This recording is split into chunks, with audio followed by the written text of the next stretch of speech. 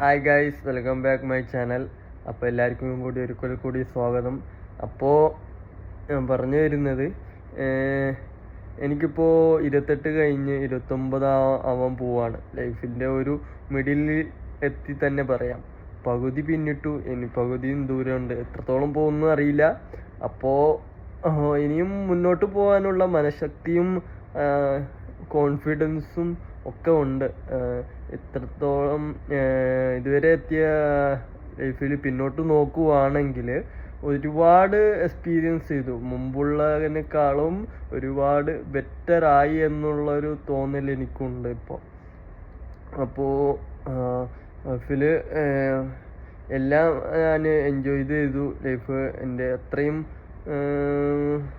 എല്ലാവർക്കും പല പ്രശ്നങ്ങളും ഒക്കെ ഉണ്ടാവും. പ്രശ്നങ്ങളില്ലാതിരിക്കണമെങ്കിൽ നമ്മൾ എന്തായാലും ഒന്നെങ്കിൽ മരിക്കണം. അതാണ്, മരിച്ച ശേഷമാണ് നമ്മൾ ഒരു പ്രശ്നവും ഇല്ലാതെ ഉണ്ടാവുക. അപ്പോൾ ലൈഫിൽ ജീവിതം ഉള്ളിടത്തോളം കാലം നമുക്ക് എന്തെങ്കിലും പ്രശ്നങ്ങളുണ്ടാകും. അപ്പോൾ അതൊക്കെ നമ്മൾ തരണം ചെയ്യാൻ, ഓവർകം ചെയ്യാനുള്ള നമുക്കൊരു മനഃശക്തി ഉണ്ടാകണം എപ്പോഴും. അപ്പോൾ എന്നെ സംബന്ധിച്ചിടത്തോളം ഞാനിപ്പോൾ അടുത്ത മാസം ഒരു മാസം കഴിഞ്ഞാൽ റിസൈൻ കൊടുക്കാൻ പോവാണ്. പിന്നെ നാട്ടിൽ പോകണം. നാട്ടിൽ പോയിട്ട്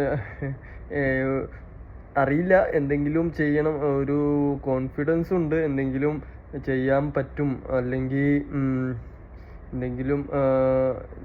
എന്തെങ്കിലും ഒരു ഹോപ്പുണ്ട്. എന്നെ സംബന്ധിച്ചിടത്തോളം എനിക്ക് അത്യാവശ്യം ഭാഷ കൈകാര്യം ചെയ്യാൻ അറിയാം.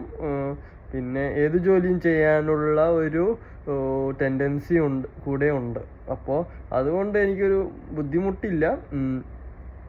പിന്നെ എൻ്റെ ലൈഫിൽ ഞാൻ ഒരുപാട് ബുദ്ധിമുട്ടുകൾ അനുഭവിച്ചിട്ടുണ്ട്. പക്ഷെ അതൊക്കെ ഓവർകം ചെയ്യാൻ എൻ്റെ വായനകൾ, അതുപോലെ ഒരുപാട് കാര്യങ്ങൾ എന്നെ ഒരുപാട് സഹായിച്ചിട്ടുണ്ട്. എൻ്റെ പ്രാർത്ഥനയായാലും ഇങ്ങനെ സ്ഥിരമായിട്ട് പ്രാർത്ഥിക്കുന്ന ഒരു വ്യക്തിയാണ്. അപ്പോൾ അതൊക്കെ എന്നെ സംബന്ധിച്ചിടത്തോളം എനിക്കൊരു എല്ലാത്തിനും ഓവർകം ചെയ്യാൻ പറ്റി. അപ്പോൾ ഞാൻ ലൈഫിൽ ഒരുപാട് പേര്, ഇപ്പോൾ എൻ്റെ പ്രായത്തിലുള്ള മിക്ക ആൾക്കാരും ഒരുപാട് സ്ട്രെസ് അനുഭവിക്കുന്ന ആൾക്കാരുണ്ട്.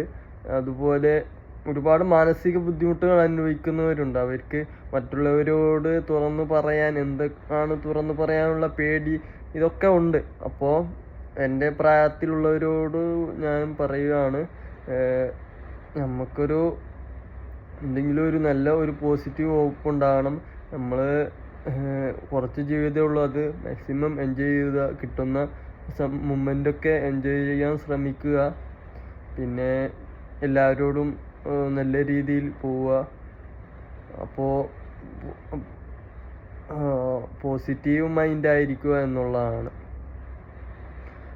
പല ആൾക്കാരും ഡിപ്രഷനിലോട്ട് പോകുന്ന ആൾക്കാരൊക്കെ കാണാം, ആത്മഹത്യയിലൊക്കെ.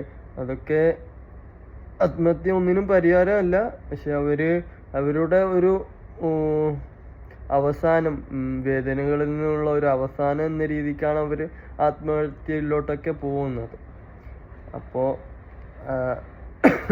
ഒന്ന് നിങ്ങൾ ചിന്തിക്കുക, ലൈഫ് ജീവിച്ചേ മതിയാവുള്ളൂ. അപ്പോൾ ജീവിതത്തിൽ നമുക്ക് പല ആൾക്കാരെയും കണ്ടിട്ടുണ്ടാവും. പല രീതിയിൽ പല ബുദ്ധിമുട്ടുകളും. നല്ല സക്സസ് ആവുന്നവരുണ്ട്, തോൽക്കുന്നവരുണ്ട്. പക്ഷെ തോൽക്കുന്നവരാരും കാണുന്നില്ല എന്നുള്ളതാണ്. അപ്പോൾ എല്ലാവരും നല്ല ഹാപ്പി ആയിട്ടിരിക്കുക. അപ്പോൾ ഒരിക്കൽ കൂടി നന്ദി, നമസ്കാരം.